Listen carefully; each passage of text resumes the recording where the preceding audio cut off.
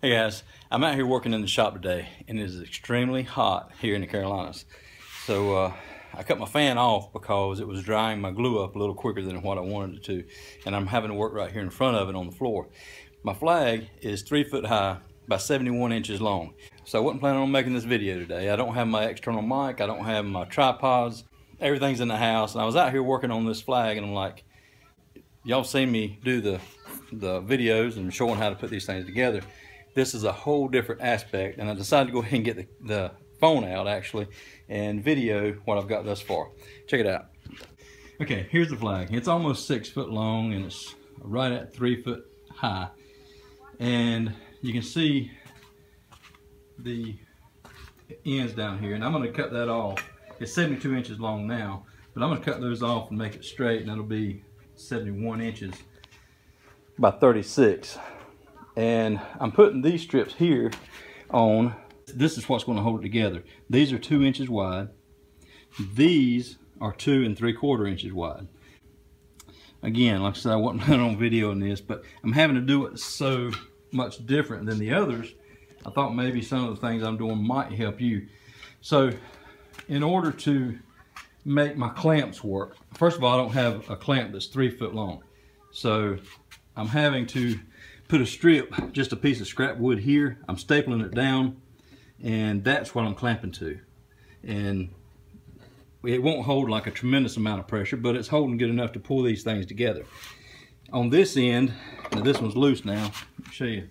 I'm putting a scrap piece there and a scrap piece here and clamping those pieces first, and then I'll come down here and clamp this one. Hold that together. And I've already done that for this whole center section, and it's all held together, and that's all stapled, glued and stapled. And I've done that here on the end. Now down here I'm gonna have to add some more strips and clamp it closer to the end, and then I can put the end strip on. And then between the end strip and the middle strip, I'm going to put another one. So there'll be 5 strips holding this thing together. It's so big I wanted to have plenty to hold it together. And so that's kind of what it's looking like. I've already got every other strip torched on the front, so it's starting to look like a flag. Once I get this thing put together, I'll flip it over. A couple things you want to know about this is I'm using the pickets from a fence because they were like $1.55 each, I believe it was. And I was able to rip those down. They were 6 inches wide by 6 feet long. I'm able to rip those down to 2 3/4. I've got enough left over to make some other of the 19 by 37 flags. And these are strictly to hang outside because they're treated. I've always heard don't put treated lumber inside. And I guess it's the chemicals they use in it, you just shouldn't have them inside. So it's kind of a trial. I haven't made one this big. I haven't made one out of treated lumber, and I haven't made one to hang outside. All right, I've got it all stapled together and glued together. Again, the only glue I put on it was on the back of these strips and then stapled them. And if you're curious about how this comes off, I just use 1-inch staples, and these are 5/8 boards. So they're not going in too awful deep, but it should hold it good until the glue sets up. Well, as many as I put in there, actually ought to hold it pretty good anyway. These come off pretty easy. Just a couple pulls, and throw that to the side and make sure you don't step on it, because that would not feel good. Again, they come off really easy. And you can see that's about how deep they're going in.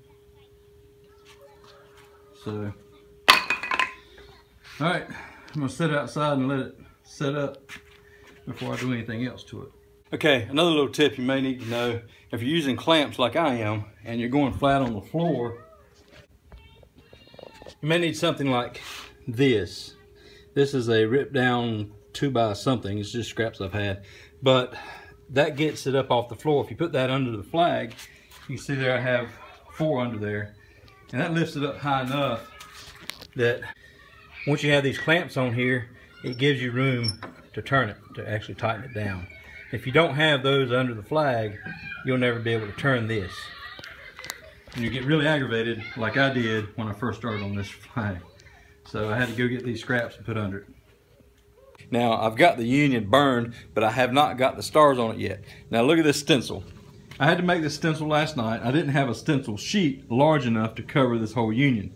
Now these are 2 inches each, so we're looking at about approximately 19 by 23 for the union.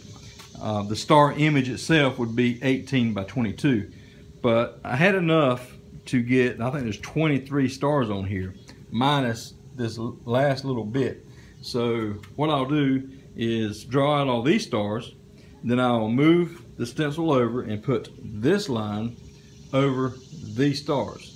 And then I'll draw out the other stars. Then I'll have to move it over one more time and do the same thing, but then I'll get 2 more rows, and that will be the 50 stars. Once I get that part done, I'll just slide the stencil down and put maybe this line over this one just to draw out those bottom parts there all the way across, and I'll have my 50 stars and I start drilling. Alright guys, I'm down here trying to put a finish on my flag. Now this is my first one for outside, for outdoor use, and I wanted to put some type of protection on it. The clear coat that I normally put on them is not made really for outside. So I talked to Joe Burdick. Joe's from Ohio, and he's been following my channel for a while, and he's made a lot of flags. And I talked to him about, I felt like we probably needed to spray first, because if you start brushing it, then it's probably going to smear the charge. So he tested it out first, and he said that he used Helmsman. So I went and got some Helmsman, and it's indoor-outdoor Helmsman Spar Urethane. This stuff was a little over $9 for this can, and once it dries, I'm going to go back with the second and third coat of this. Joe tested it, said it worked great. My concern, a lot of times, if you put a second or third coat of something different, even if it's the same brand, if it's a different mixture, sometimes it'll just react and not do real good at all. So Joe said he had tested it out, said it worked great. I'm trying it. We're going to see how it goes. So this is what it looks like right now. It's got the first coat, just a spray coat on it.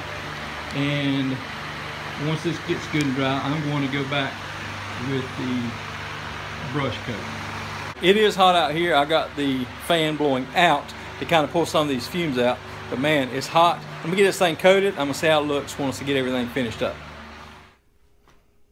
Alright guys, here's the flag. Check it out.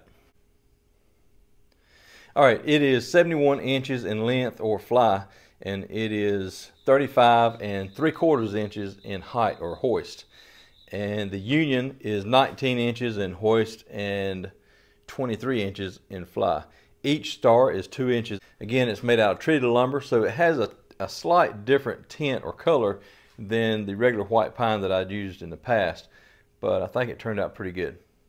Again, it is big, but it's not heavy. I am using 5/8 boards on it.